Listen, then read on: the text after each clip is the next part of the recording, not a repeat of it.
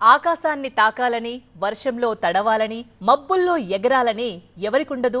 కానీ మబ్బు కరిగి వాన ఎప్పుడు పడుతుందో, తుఫాను ఎప్పుడు వస్తుందో, గాలుల తీవ్రత ఎలా ఉంటుందో ఆమె చెప్పకపోతే మనకు తెలీదు.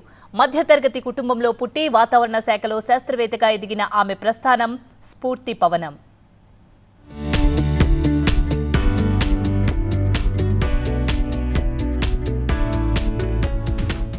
ఉదయం లేచిన దగ్గర నుంచి కుటుంబ భారాన్ని మోస్తూ బంధాలకు అనుబంధాలకు విలువనిస్తూ తమ వారి విలువను కాపాడుకుంటూ తాము ఎంచుకున్న రంగంలో ముందుకెళ్తున్న మహిళామణులందరికీ TV9 తరపున మహిళా దినోత్సవ శుభాకాంక్షలు. గతంలో మహిళ అంటే చిన్న చూపు, కానీ ఇప్పుడు మహిళ అంటే ముందు చూపు. తాము ఎంచుకున్న రంగంలో పురుషుల కంటే ధీటుగా ముందుకెళ్తున్నారు ఇప్పుడు మహిళలు. తాము చిన్న రంగాన్ని ఎంచుకోవటం కాకుండా వినూత్నమైన రంగాన్ని ఎంచుకుంటున్నారు. ఇప్పుడు మనం చూసుకోవచ్చు, వాతావరణ శాఖలో చిన్న ఉద్యోగ ఎంటర్ అయ్యి ఆ తర్వాత చిన్న వయసులోనే సైంటిస్ట్గా ఎదిగిన శ్రావణి మనతో ఉన్నారు. వారిని అడిగి మహిళా దినోత్సవం సందర్భంగా వారిని అడిగి మరిన్ని విషయాలు తెలుసుకుందాం.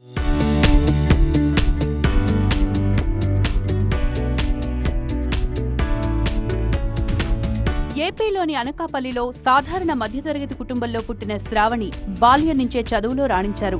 తండ్రి నేత కార్మికుడైనప్పటికీ శ్రావణి చదువుకోవడానికి ప్రోత్సహించారు. లోవర్ మిడిల్ క్లాస్ అన్నమాట, దిగువ మధ్యతరగతి కుటుంబానికి చెందిన వాళ్ళు. మా నాన్నగారు ఒక వీవింగ్ కమ్యూనిటీ అంటే నేతకారులు అన్నమాట. 1990లోనే నేత దాదాపుగా పూర్తిగా తగ్గిపోయింది.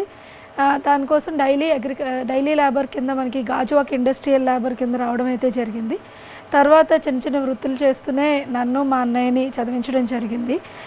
ముఖ్యంగా మా నాన్నగారికి ముందు నుంచి కూడా నన్ను మినిమం ఒక గ్రాడ్యుయేషన్గా అయినా సరే కంప్లీట్ చేయాలని చెప్పి ఉండేదన్నమాట. దానివల్ల చదువులోని ఎప్పుడూ ప్రోత్సహిస్తూనే వచ్చారు. వైజాగ్ విమెన్స్ కాలేజీలో డిగ్రీ పూర్తి చేసుకున్న శ్రావణి ఆర్థిక పరిస్థితుల నేపథ్యంలో కొంతకాలం జూనియర్ కాలేజీలో లెక్చరర్గా పనిచేశారు. ఆంధ్ర యూనివర్సిటీ నుంచి MSc మీటియోరాలజీ సబ్జెక్ట్ ఎంపిక చేసుకుని యూనివర్సిటీ టాపర్గా నిలిచారు. అనంతరం యూనివర్సిటీలో ఉమెన్ ఫెలోషిప్కు ఎంపికయ్యారు.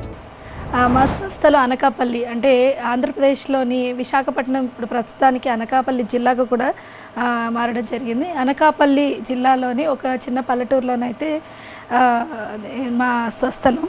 అక్కడ ప్రైమరీ ఎడ్యుకేషన్ అంతా అక్కడ చేయడం జరిగింది. ఆ తర్వాత మా నాన్నగారు మా సెకండరీ ఎడ్యుకేషన్ కోసం కొద్దిగా అనకాపల్లి దాటి గాజువాక పరిసర ప్రాంతాల్లోకి అయితే రావడం జరిగింది. తర్వాత నా +2 అంతా అంటే BSc ఫిజిక్స్ ఉన్న మహిళా కళాశాలలోనే కంప్లీట్ చేయడం జరిగింది. PG పోస్ట్ గ్రాడ్యుయేషన్ అనేది.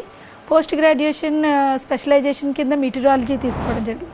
తుఫాన్లు ఏ విధంగా వస్తాయి, వాటి గమనం, స్థితిగతులు, ఎనర్జీ ఏ విధంగా ట్రాన్స్మిట్ అవుతుంది అన్న అంశాలపై శ్రావణి పరిశోధనలు చేశారు. తన రీసెర్చ్కి సంబంధించిన పరిశోధనా పత్రాలు సమర్పించడానికి 2013లో జపాన్ వెళ్లారు శ్రావణి. 2014లో UPSC ద్వారా వాతావరణ శాఖలో ఉద్యోగానికి ఎంపికయ్యారు. ఏడాది ట్రైనింగ్ తర్వాత హైదరాబాద్ వాతావరణ శాఖలో పోస్టింగ్ పొందారు శ్రావణి. మహిళలు ఈ రంగంలోకి రావడం చాలా తక్కువని చెప్తున్నారు శ్రావణి. ఈ రంగాన్ని ఎంచుకుని పరిశోధకురాలిగా అడుగుపెట్టిన మహిళల్లో తానే ప్రథమురాల్ని అన్నారు. తెలంగాణలో 50 మంది ఇన్స్పైర్ మహిళల్లో తనను ఎంపిక చేశారని చెప్పారు శ్రావణి. ఇప్పుడు మహిళలు చూసుకుంటే కానీ ఇటు చదువుకునే విద్యార్థినులు కానీ రకరకాల ప్రాబ్లమ్స్తో వాళ్ళ చదువు మధ్యలోనే ఆపేస్తారు. అంటే వాళ్ళకి చాలా కోరికలు ఉంటాయి, ఉద్యోగం చేయాలి, మీలాగే ఒక ఉన్నత స్థాయిలో ఉండాలని. కానీ వారు రకరకాల కారణాలతో, ఇంట్లో పరిస్థితుల వల్ల కానీ రకరకాల కారణాలతో వాళ్ళు చదువు మధ్యలోనే ఆపేస్తున్నారు. అంటే అలాంటి పిల్లలకు మీరు ఇచ్చే సందేశం? మనకి చాలా సమస్యలు వస్తూ ఉంటాయి, ముఖ్యంగా మహిళలకి. ప్రతి దశలో కూడా ఒక్కొక్క సమస్య మొదలవుతుంటుంది. నా తరపు నుంచి మహిళలకి కానీ లేదంటే ఆడపిల్లలకి చెప్పేది ఏంటంటే, భవిష్యత్తు మన చేతిలోనే ఉంటుంది, మన భవిష్యత్తు మన చేతిలోనే ఉంటుంది, మనం రాసుకునే విధంగానే నడుస్తుంది. వాతావరణ శాఖలో ఉద్యోగం ఛాలెంజింగ్గా ఉంటుందన్నారు. ఇంట్లో, కార్యాలయంలో ప్రోత్సాహం లభించడంతోనే తాను ఉద్యోగినిగా రాణిస్తున్నాను అన్నారు. ప్రైవేటు కంపెనీలో పనిచేస్తున్న తన భర్త పిల్లలను తయారు చేయడంలో, ఇతర ఇంటి పనుల్లో తోడ్పడుతుంటారని చెప్పారు. అడ్డంకులు ఎన్ని ఎదురైనా చదువులో మాత్రం ఆగిపోకుండా అమ్మాయిలు దూసుకువెళ్లాలని సూచిస్తున్నారు శ్రావణి.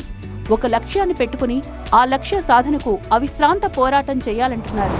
ఒక దిగువ మధ్యతరగతి కుటుంబం నుంచి వచ్చి ఈ చిన్న వయసులోనే సైంటిస్ట్ స్థాయికి ఎదిగానని అదేవిధంగా కూడా ఏ ఆడపిల్ల కూడా చదువు మధ్యలో ఆగిపోయిందని కానీ లేకపోతే రకరకాల ఇబ్బందులు వచ్చినాయని కానీ చదువు ఏ విధంగా ఆటంకం కలిగించవద్దు.